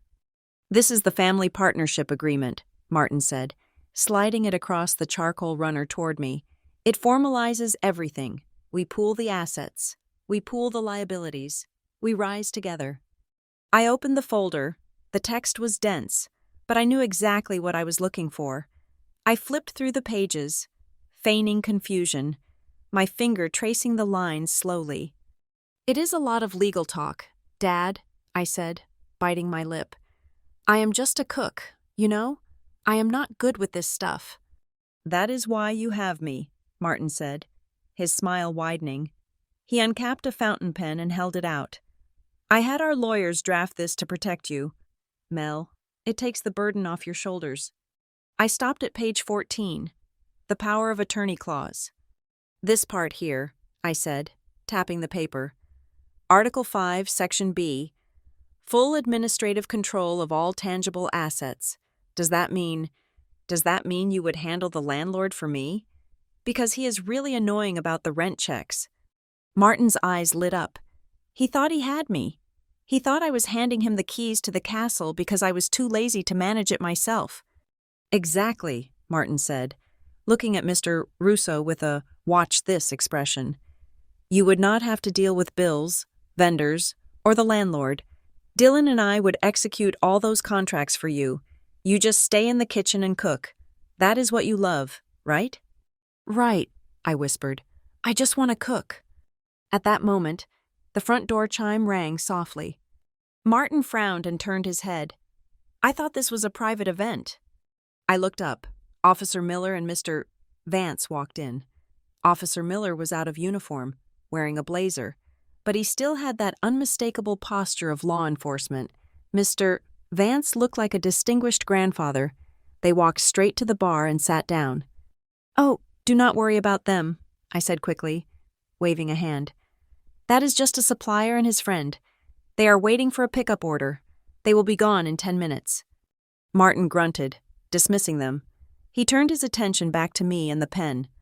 We are on a tight schedule. Melissa, he said, tapping the table. Mr. Russo and Mr. Kane have a flight to catch. We need to get this signed tonight so we can initiate the wire transfer for the Velo Nest expansion. Yeah, Mr. Russo said, leaning forward. His heavy forearms rested on the table. We like fast closings, sweetheart. We do not like people who waste our time. Time is money, and money is expensive right now. The threat was subtle, but it was there. It hung in the air like the smell of ozone before a storm. Dylan flinched. I looked at the pen. I picked it up. It felt heavy in my hand. I hesitated, letting the pen hover over the signature line. $75,000 is a lot of money, and handing over the deed to the equipment. Are you sure this is the only way? Colleen, who had been silent until now, reached out and covered my free hand with hers. Her hand was cold. Melissa, she said, her voice dripping with that sickeningly sweet maternal tone she used when she wanted to manipulate me. Do not be difficult, honey. You are being sensitive again. This is for the family, and not just us. She paused for effect, glancing at Dylan. Think about your nephew, she said softly. The air in the room seemed to drop 10 degrees. My nephew? I asked, keeping my face blank. Jenna is pregnant, Colleen said, squeezing my hand. Dylan is going to be a father. You are going to be an aunt. Don't you want to help build a future for that baby? Or are you going to let your stubbornness hurt an innocent child? I looked at her. The hypocrisy was breathtaking. She was using Jenna's unborn child, the child Jenna was trying to save from this toxic cesspool, as leverage to extort me, and in doing so, she revealed that she knew. She knew about the baby, which meant she probably knew about the debts, and she was still willing to sacrifice me to cover it up. I see, I said. So this is for the baby. Everything is for the family, Martin said, pushing the document an inch closer to me. Sign it, Mel. Let us celebrate. I held the pen tighter. My hand was trembling. Martin thought it was fear. He smiled. A predator watching the trap snap shut. But it wasn't fear. It was the adrenaline of a hunter who has the target in the crosshairs. Just one last question, I said. My voice was no longer meek. It was clear. Martin sighed, impatient now. What is it? If I sign this, I said, looking him directly in the eyes, it means that all the assets in Salt and Ember, the stoves, the fridges, the lease, they legally belong to the partnership, right? And the partnership has the right to liquidate them immediately? Yes, Martin said, waving his hand dismissively. It is called synergy. It creates liquidity. It is standard business practice. Now sign the damn paper. Mr. Russo leaned back, satisfied. Dylan wiped sweat from his upper lip. Colleen beamed at me, the picture of a supportive mother. I looked at the signature line one last time. Then, I set the pen down on the table. I stood up. Where are you going? Martin demanded. Sit down. I ignored him. I walked away from the table, moving to the center of the room. I raised my hand and signaled to Sarah in the back corner. Cut the music, I said. The jazz track cut out instantly. The silence that rushed into the room was absolute. The only sound was the hum of the refrigerator motors and the breathing of the 6 people at the table. Martin stood up, his face flushing red. What the hell is this drama? Melissa, sit down and sign the paper. No, I said. I turned to face them. I stood tall. I wasn't the little girl waiting for approval anymore. I was the owner of this floor. I do not think I will sign, I said calmly, because synergy and liquidity sound very nice, Dad, but I think we should call it what it really is. I reached into the pocket of my dress and pulled out my phone. I tapped the screen to wake it up.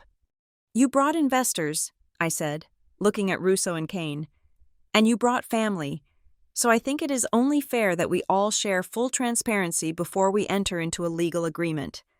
Melissa, put the phone away, Dylan said, panic rising in his voice. Dad, let's just go. "Sit down, Dylan," Martin barked. He glared at me. "You are embarrassing yourself. You are having a breakdown." "Before I sign anything," I said, my voice ringing out in the silent restaurant, "I think we should listen to a little recording, just to set the mood for this family and investors dinner." I pressed the button on my screen that activated the reveal preset. The speakers in the ceiling crackled to life. "What is that?" Colleen whispered, looking up. "The truth," I said. And then, Dylan's voice boomed from the speakers, amplified, clear, and damning. The voice that filled the dining room was not the polished, confident tone Dylan used when pitching a new startup. It was whining, nasal, and pathetic. It bounced off the exposed brick walls and the polished concrete floors, amplified to a volume that made it impossible to ignore. "She is not budging. Dad, the health inspection didn't scare her enough. She just cleaned it up. She is like a roach." The color drained from Dylan's face so fast it looked like a physical blow. He froze, his hand halfway to his water glass, his eyes darting frantically to the ceiling speakers as if he could stare the sound into silence. Martin sat motionless. His mouth was slightly open, his fountain pen still hovering over the table. Then, the second voice on the recording cut in. It was deeper, smoother, and terrifyingly familiar to everyone at the table. "Relax. The inspection was just the jab. We need the haymaker. We need her to sign the partnership agreement." Mr. Russo and Mr. Kane, the two investors, stiffened in their chairs. They were professionals in a very specific, very illegal line of work. They knew exactly what a wiretap sounded like. They knew what evidence sounded like. The recording continued, mercilessly. "The assets within the restaurant," Martin's recorded voice explained, calm and predatory. "The lease is transferable. The equipment is high grade.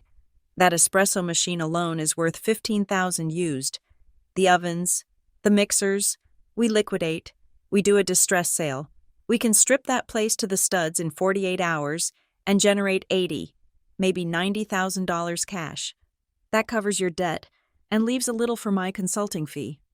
I watched Martin's face as his own words hung in the air. The arrogance evaporated, replaced by a dawn of horror. He wasn't horrified that he had said it. He was horrified that he had been caught saying it. "She is a cook, Dylan," the recording sneered. "Cooks are a dime a dozen. Melissa is just collateral." I hit the stop button on my phone. The silence that followed was heavier than the noise. It was a vacuum. Colleen let out a small, strangled sound. She was clutching her designer handbag so tightly her knuckles were white. She looked from Martin to Dylan, and then to me.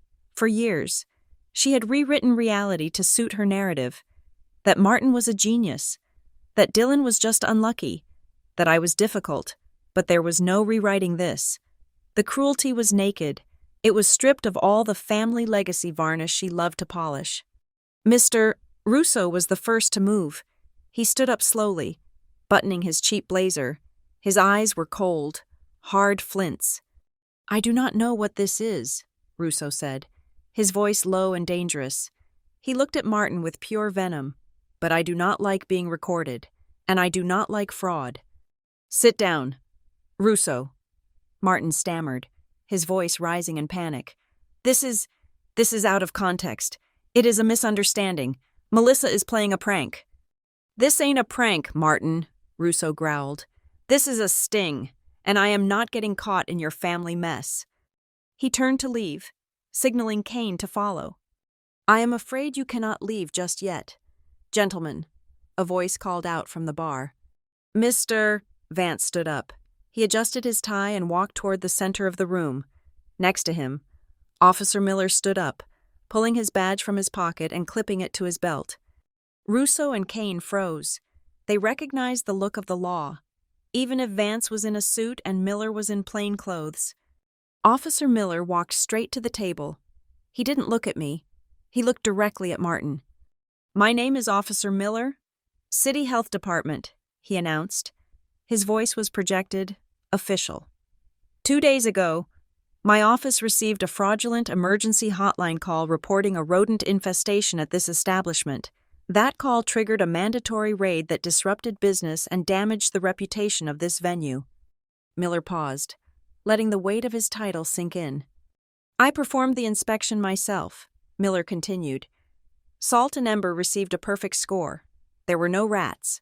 But filing a false report to a government agency to incite financial distress? That is a crime, Mr. Horton. And now that I have heard the audio confession of the motive, I will be amending my report to the district attorney." Martin's face went from pale to a blotchy, angry red. "You cannot prove that was me on the phone." "We have the call logs," Mr. Vance interjected smoothly, stepping up beside Miller. "And thanks to the recording your daughter just played, we have the conspiracy to commit fraud. I represent the State Restaurant Association. We take a very dim view of people who use the health department as a weapon for corporate raiding." Mr. Vance looked at the two loan sharks. "And I believe the Economic Crimes Division is very interested in the unregulated lending practices happening in the back of the Blitz Sports Bar. They are opening a file on the extortion of Dylan Horton as we speak." Russo looked like he wanted to punch a hole through the wall. He glared at Dylan. "You brought us into a trap, kid. You wore a wire?" "No," Dylan squeaked, shrinking into his chair. "No, I swear, I didn't know." I watched them turn on each other. It was fascinating. The loyalty they preached so loudly was the first thing to burn when the heat got turned up. I walked back to the table. I picked up the blue folder, the family partnership agreement, and held it up. "You wanted me to sign this," I said to Martin. "You wanted the power of attorney so you could sell my ovens, so you could sell my dream to pay for Dylan's mistake." "It was a bridge loan," Martin shouted, slamming his hand on the table. The water glasses jumped. "We were going to pay you back. Velo Nest is going to be huge." "Velo Nest is a P.O. box," I said coldly. "Jenna told me everything." Dylan looked up, his eyes wide. "Jenna?" "She is gone, Dylan," I said. "She left you. She is not going to let you drag her, or your child, down into this pit with you." The mention of the child seemed to break something in Colleen. She put her face in her hands and began to sob. It wasn't a pretty cry. It was the ugly, gasping sound of a woman watching her world dissolve. I reached into the pocket of the folder and pulled out a different envelope. I tossed it onto the table in front of Martin. "And here's the punchline, Dad," I said. "Even if I had signed your agreement, even if I had been stupid enough to trust you one last time, it would not have mattered." Martin looked at the envelope, confused. "What is this?" "It is a copy of the trust deed," I explained. "As of 9 o'clock this morning, Salt and Ember is no longer my personal asset. The lease, the equipment, the brand, everything is owned by the M. Horton Irrevocable Trust. I am just the beneficiary. I cannot sell the assets. I cannot transfer the lease. And I certainly cannot sign them over to a partnership to be liquidated." I leaned in close, my hands resting on the back of my chair. "You were trying to steal from a vault that I had already locked," I whispered. "You were never going to get a dime." Martin stared at the papers. His hands were shaking uncontrollably now. The master plan, the strategy, the synergy. It was all dust. He looked up at me, and for a second, I saw pure hatred in his eyes. "You planned this," he hissed. "You ungrateful, manipulative little—" "I learned from the best," I cut him off. "This is a family matter," Martin screamed, leaping to his feet. His chair clattered backward onto the floor. "This is private. You do not bring the police into a family dispute." "It stopped being a family matter when you called the city to tell them I had rats in my kitchen," I shot back, my voice rising for the first time. "It stopped being family when you decided I was collateral. It stopped being family when you looked at me and saw nothing but a piggy bank to smash open for your golden boy." I pointed to the door. "You are not family," I said.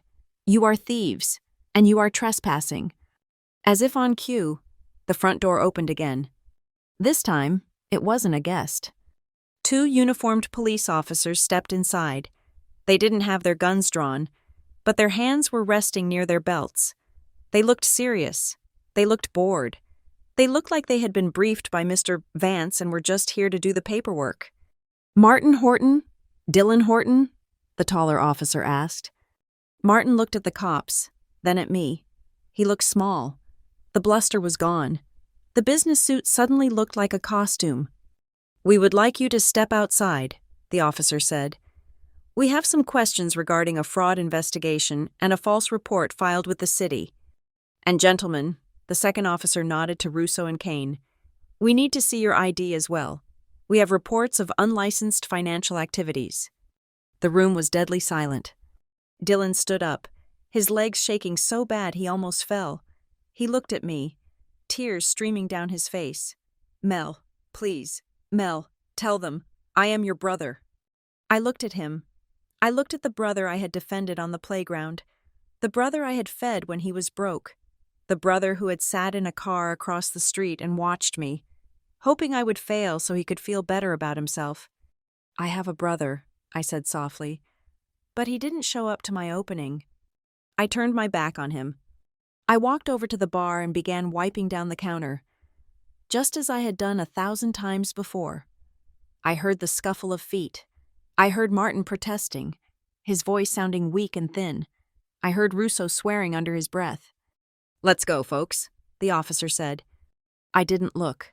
I focused on the grain of the wood. I focused on the reflection in the polished brass of the taps. The door opened. The cool night air rushed in for a second, followed by the heavy thud of the hydraulic closer. Then, silence. Colleen was the only one left. She was still sitting at the table, staring at the empty chairs. She looked like a statue of grief.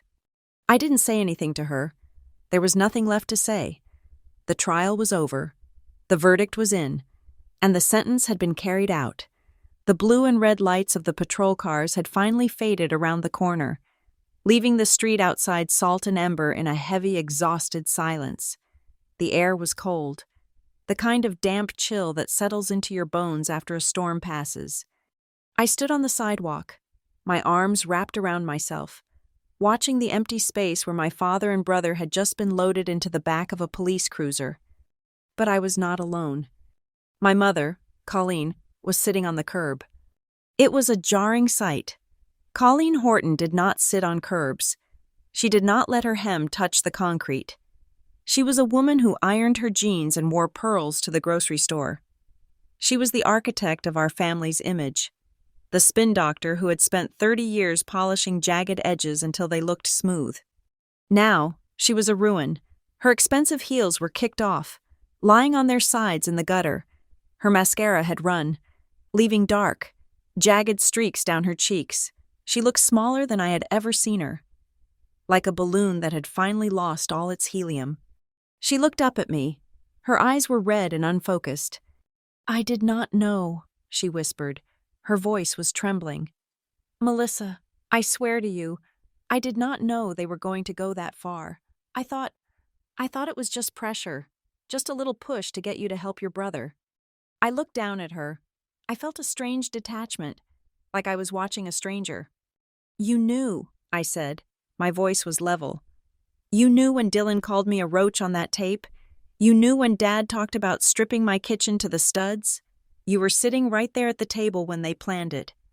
"I thought they were just talking big," she pleaded, reaching a hand out toward the hem of my dress, but stopping short of touching it. "You know how your father gets. He likes to strategize. I didn't think he would actually call the city. I didn't think he would try to destroy you. You watched Dylan steal my rent money when I was 22, I reminded her. You watched him take the credit for the catering job I did for your church fundraiser. You watched him crash 3 cars, and you let Dad pay for all of them while I walked to the bus stop. You have watched him use me for 15 years. Mom, you didn't stop it then. Why would you stop it now?" Colleen flinched. She pulled her hand back and hugged her knees. "We were just trying to survive. Mel, the debts, the people Dylan owes money to, they are scary people. We were terrified. So you decided to feed me to the wolves to save him," I said. I reached into the pocket of my dress. I had 1 envelope left. "Here," I said. extending it to her. She took it with shaking hands. "What is this?" "It is a copy of the recording," I said, "and a letter from Jenna." Colleen froze. "Jenna?" "She came to me last night," I said. "She heard the plan too, and she made a choice. She packed her bags. She is gone, Mom. She went back to her family in Ohio, and she left a note for you." Colleen tore the envelope open. She pulled out the single sheet of paper. I knew what it said because Jenna had read it to me before she left. It was short. "I will not let my child watch his father destroy his sister. I will not let my child learn that betrayal is a family value. Do not look for us." Colleen read it. She read it again, and then she let out a sound that was half sob, half scream. It was the sound of a woman realizing that the legacy she had fought so dirty to protect was gone. There would be no grandson to carry on the Horton name. There would be no fresh start. "She took the baby," Colleen gasped. "She took my grandchild." "She saved her child," I corrected. Colleen looked up at me. Her face twisted in a mixture of grief and anger. The panic was turning into defensiveness. She needed to justify it. She needed to make me the villain so she could live with herself. "We had to bet on him. Melissa," she said, her voice rising. "Don't you understand? We had to. You are a cook. You are a worker. You are safe. But Dylan had the spark. He was the one who was going to break the glass ceiling. He was the one who was going to make us rich, make us matter. We invested everything in him. We had to protect that investment." It was the most honest thing she had ever said to me. I nodded slowly. "I know. You bet on the potential. You bet on the magic beans because you didn't want to do the work of planting a garden." "That is not fair," she snapped. "We supported you." "You tolerated me," I said. "There is a difference. You bet on Dylan because you saw yourself in him. You saw the desire for fame, for easy money, for status. And you looked at me, covered in flour, smelling like onions, working 16-hour days, and you saw a servant. You didn't think I had value because I wasn't trying to become a billionaire. I was just trying to make something good." I took a step back, creating distance between us. "But here is the irony. Mom," I said, "I am the one with the restaurant. I am the one with the clean audit. I am the one who created something real. You bet on the wrong horse, and you lost." Colleen wiped her face with the back of her hand, smearing the makeup further. "So what happens now? Your father? He could go to prison, fraud, extortion. These are serious charges. Can you live with that? Can you sleep at night knowing you put your own father in a cage?" She was trying to use my conscience against me. It was her old trick. Be the good girl. Be the forgiving one. Fix the mess. But the lock in my chest was still tight. "I have lived in a prison for my entire life," I said softly. "It was a house where I was invisible unless I was useful. It was a family where my love was currency and my dreams were punchlines. I have been in a cage of favoritism and neglect since I was 10 years old." I looked down at her. "Dad is going to a place with bars and guards, but at least he will know why he is there. I never knew what I did to deserve how you treated me. So yes, Mom, I think I will sleep just fine." I pulled a second document from my pocket. It was a folded sheaf of legal papers. "This is a restraining order," I said, dropping it onto the sidewalk next to her. "It prohibits Martin and Dylan Horton from coming within 500 feet of Salt and Ember, or my apartment. If they violate it, they go back to jail immediately." Colleen looked at the papers, then up at me. "And me? Am I banned too?" "I haven't decided yet," I said.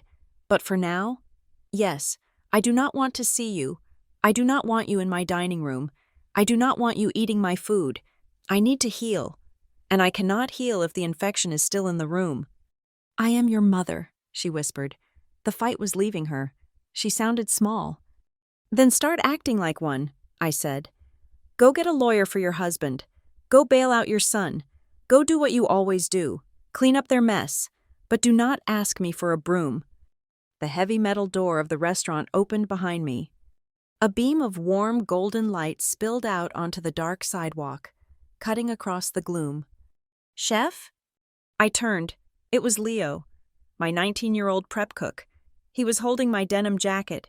He looked nervous, eyeing the crying woman on the curb, but he stepped out anyway. "It is freezing out here. Chef," Leo said, stepping forward and draping the jacket over my shoulders. "And the team. We were wondering if you were okay. We saved you a plate of the family meal. It is the short rib pasta. Your recipe." I pulled the jacket tight around me. It smelled like the kitchen, like thyme and roasted meat and soap. It smelled like home. I looked at Leo. He didn't see a victim. He didn't see a small potatoes business owner. He saw his chef. He saw the person who taught him how to hold a knife, who paid him a fair wage, who asked him about his classes. I turned back to Colleen. She was staring at Leo, staring at the way he stood protectively next to me. "You asked about family," I said to her. I gestured to Leo, and to the silhouette of Sarah in the doorway, and to the warm glow of the dining room behind them. "This is my family," I said. "I built it. I earned it. We cook for each other. We clean up for each other. And the most important rule in my kitchen? Nobody eats the cook." Colleen let out a sob. I think she finally understood. She wasn't just losing a daughter. She was realizing she had never really had one, because she had never bothered to look at the person standing right in front of her. "Goodbye, Mom," I said. I turned around. "Let's go inside, Leo." "Yes, Chef," he said. We walked back toward the warmth. I stepped over the threshold, moving from the cold, gray reality of the street into the amber sanctuary of my creation. I didn't look back. As the heavy glass door swung shut, I caught a glimpse of my reflection. I didn't look tired anymore. I looked like someone who had just taken off a very heavy backpack after a very long hike. The door clicked shut, the seal was tight, the noise of the city, and the sound of Colleen weeping on the sidewalk was instantly cut off. Inside, there was music playing, not jazz this time, but something upbeat, something the staff had chosen. There was laughter coming from the back. I took a deep breath. The air smelled of butter and victory. I was alone in terms of biology, perhaps, but as I looked at the faces waiting for me around the communal table in the back, I knew I would never be lonely again. The heavy glass door clicked shut behind me, sealing out the damp chill of the street and the image of my mother weeping on the concrete. The silence of the outside world was replaced instantly by the low, warm hum of the dining room. I took a deep breath. The air inside Salt and Ember smelled different now. For the last 48 hours, it had smelled like anxiety and adrenaline. Now, it smelled of roasted garlic, brown butter, and the faint, clean scent of sanitizer. It smelled like peace. I walked further into the room. The main lights were still dimmed, but the golden pendant lights over the bar cast a soft glow. I realized then that the room was not entirely empty. Mr. Vance and Officer Miller were standing by the coat check, putting on their jackets. They stopped when they saw me. Mr. Vance, a man who had seen every kind of restaurant disaster in his 40 years in the industry, looked at me. He did not offer pity. He did not offer platitudes. He simply nodded, a sharp, respectful dip of his chin. He raised his right hand and gave me a thumbs up. It was a silent validation from the old guard to the new. "Good luck, Chef," Officer Miller said quietly as he opened the door to leave. "You run a tight ship. Keep it that way." "I will," I promised. When they were gone, I turned toward the kitchen. My staff was waiting. They were gathered behind the expo line, leaning on the stainless steel pass. Sarah, my manager, Marcus, the sous chef, Leo, the prep cook, and the 2 servers who had stayed behind. They had heard the shouting. They had seen the police. They had seen the family implosion. Usually, in the restaurant industry, this is the moment people quit. Nobody wants to work for a dramatic owner. Nobody wants to be on a sinking ship. But they weren't leaving. They were watching me with intense concern. "Chef," Marcus asked, wiping his hands on a towel, Are we good?" I looked at them. I looked at Marcus, who had stayed until 2 in the morning with me last week to perfect the demi-glace. I looked at Sarah, who had handled the confused customers during the rat scare with the grace of a diplomat. I looked at Leo, who had just walked out into the cold to put a jacket on my shoulders because he didn't want me to freeze. I realized I had been looking for a family at the wrong table. "We are good. Marcus," I said. My voice was steady. "Actually, we are better than good. We are free." I walked past the pass and into the small office in the back. I opened the top drawer of my desk. Lying there, next to a box of pens and a staple remover, were the two halves of the cream-colored cardstock I had snapped on opening night. The card that said, family. I had almost thrown them away a dozen times, but something had made me keep them. Maybe it was a subconscious hope that I could fix things, or maybe it was just evidence of the crime. I picked up the two pieces. The jagged tear ran right through the middle of the word. I took a roll of clear Scotch tape from the dispenser. I sat down and carefully aligned the torn edges. I taped them back together. The scar was visible. It was ugly. It was imperfect. I picked up a black permanent marker. Underneath the printed word, family, I wrote two words in my own handwriting. It wasn't the elegant calligraphy I had used for the invitation. It was my sharp, practical chef's script. Chosen family. I walked back out into the dining room. "Leo," I called out, "grab a ladder." Leo ran to the utility closet and returned with the stepladder. I pointed to the exposed brick wall right above the large, communal table near the kitchen, the table we usually used for prep during the day. "Right there," I said. "Center mass." I climbed up and taped the mended card to the brick. It looked small against the vast wall, but it felt heavy.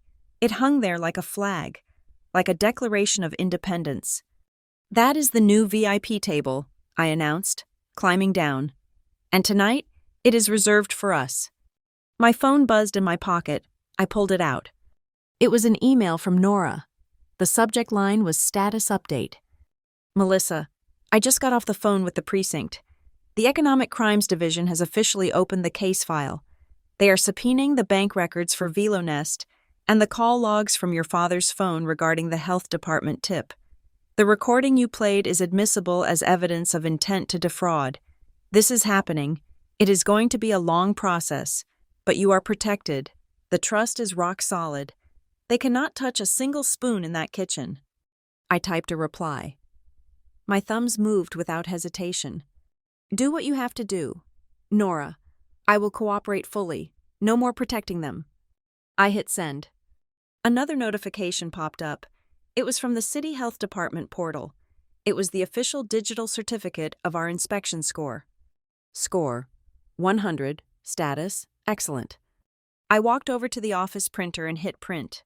The paper slid out, warm and crisp. I grabbed a simple black frame from the shelf where I kept spare menus. I framed the certificate right there. I walked to the front door, the spot where every customer would see it before they even stepped inside. I hung it at eye level. "Let them talk," I whispered. "The paper trail speaks louder." I turned back to the room. "All right, team," I clapped my hands. "The show is over.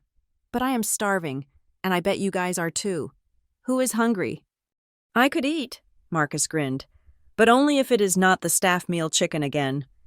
"No chicken tonight," I said. "Tonight, we test the new menu items. Fire the ribeye, fire the truffle risotto, open that bottle of Cabernet we were saving for a special occasion." "You sure, Chef?" Sarah asked, eyeing the expensive wine. "That is the $90 bottle." "I am the owner." I smiled, "and I say it is a special occasion." 30 minutes later, the restaurant was filled with a different kind of noise. It wasn't the polite murmur of customers or the tense silence of a family feud. It was the messy, loud, raucous sound of people who genuinely like each other. We sat around the communal table under the chosen family card. The table was covered in platters of food: seared steaks, bowls of golden pasta, roasted vegetables glistening with oil. We passed plates. We poured wine into water glasses because we didn't feel like polishing the crystal stems later. Leo was doing an impression of Dylan's face when the recording started playing. "He looked like he swallowed a lemon whole." Leo laughed, puffing out his cheeks and widening his eyes. He was like, "I swear, Dad, I didn't know." The whole table erupted in laughter. Even I laughed. It felt strange in my chest, like a muscle I hadn't used in years. "And your dad," Marcus chimed in, shaking his head. "When he realized he couldn't sell the ovens? I thought he was going to have a stroke. He looked at that espresso machine like it was a lover leaving him." "He can buy his own espresso machine," I said, taking a sip of wine. "If the prison commissary sells them." It was a dark joke, but nobody flinched. They knew what I had been through. They knew the monster I had just slain. Sarah looked up at the card on the wall, then down at the table full of food and friends. "You know, Chef," she said thoughtfully, twirling a forkful of risotto, "we all felt so bad for you on opening night. Watching that empty table, it felt cursed." She looked around the group. "But maybe the table wasn't empty," she said. "Maybe it was just waiting, you know? Like, you cannot put the main course on a dirty plate. You had to clear the table so the right people could sit down." The table went quiet for a second. Everyone looked at each other. Leo nodded, his mouth full of bread. Marcus raised his glass. "To the right people," Marcus said. We all clinked glasses. "To the right people." The dinner lasted until midnight. We talked about food, about movies, about Leo's terrible dating life. We didn't talk about business. We didn't talk about margins. We just existed. Eventually, the exhaustion hit us. We cleaned up together, no hierarchy, everyone grabbing a plate or a broom. I stood by the front door as they filed out. "Good night, Chef," Leo said, looking happy and full. "See you tomorrow." "See you tomorrow, Leo. Don't be late." "Never, Chef." When the last one had gone, I locked the door. I turned off the main dining room lights, leaving only the safety lights and the glow from the bar. The restaurant was quiet again, but it wasn't the lonely quiet of the first night. It was a restful quiet. The building felt settled. I walked over to table 4. The charcoal runner was still there. I pulled out the chair at the head of the table, the chair Martin had sat in, the chair where he had tried to bully me into signing away my life. I sat down in it. I placed my hands flat on the table. I looked at my hands. On opening night, they had been shaking so hard I could barely hold my phone. Now, they were perfectly still. They were strong hands. Hands that could break down a chicken, caramelize sugar, and sign a restraining order with equal precision. I looked through the front window. Outside, the street was dark. The wind was blowing trash along the gutter where my mother had sat. It looked cold and unforgiving out there. Then I looked at my reflection in the glass. Behind me, in the reflection, I could see the warm amber light of the kitchen. I could see the stacked chairs. I could see the card taped to the wall. They had taught me that family was obligation.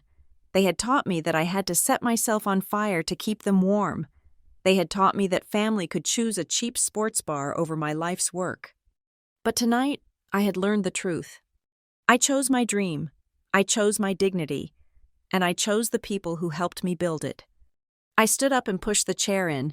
It made a solid, final sound. "Family is not who you share blood with," I said to the empty room. "It is who you share your food with." I walked back to the kitchen, flipped the final switch, and let the darkness take the room. For the first time in my life, I wasn't afraid of the dark. I knew exactly where the light switch was, and I was the only one who controlled it. And for the first time in my life, every single seat at my table was full. Thank you so much for listening to this story. I would love to hear where you are tuning in from. So please leave a comment below sharing your location and your thoughts on Melissa's decision. If you enjoyed this story, please subscribe to the Lila Revenge Stories channel, like this video, and hit the hype button to help this story get recommended to more people.